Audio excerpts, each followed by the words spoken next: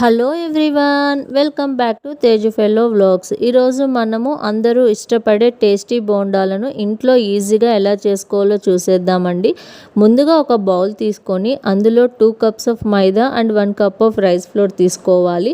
మనము మీకు మెంబర్స్ని బట్టి క్వాంటిటీలో తీసుకుంటే సరిపోతుందండి.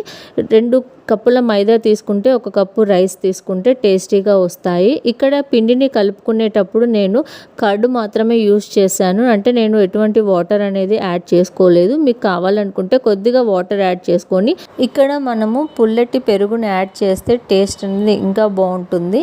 ఇలా మనము పిండిని బాగా కలుపుకున్న తర్వాత ఇప్పుడు ఒక మీడియం సైజ్ లేదా బిగ్ సైజ్ ఆనియన్ని తీసుకొని చిన్న ముక్కలుగా కట్ చేసుకోవాలి. అండ్ మనకు స్పైసీకి సరిపడా 2 to 3 మిర్చీలను కూడా చిన్న పీసెస్గా కట్ చేసుకొని తీసుకోవాలండి.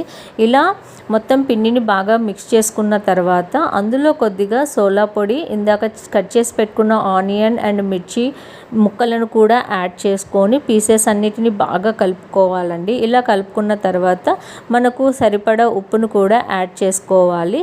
ఇలా మొత్తం అన్నిటిని బాగా కలుపుకున్న తర్వాత మనం మూత పెట్టేసి ఒక 1/2 hour లేదా 1 hour పాటు మనము పక్కన పెట్టేసుకోవాలండి.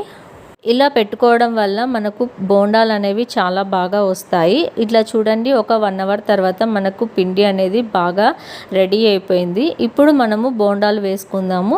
ముందుగా స్టవ్ ఆన్ చేసి ఒక ప్యాన్ పెట్టుకొని బాగా ఆయిల్ అనేది హీట్ ఎక్కిన తర్వాత ఈ బోండాలను మనము ఆయిల్లో వేసి బాగా రోస్ట్ చేసుకోవాలి.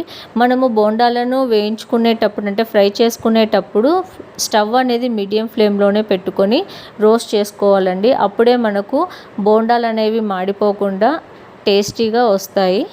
మీరు కూడా ఒకసారి ట్రై చేసి చూడండి. ఇది బ్రేక్ఫాస్ట్లో కానీ లేదంటే ఈవినింగ్ స్నాక్స్లో కానీ పిల్లలు చాలా ఇష్టపడతారు.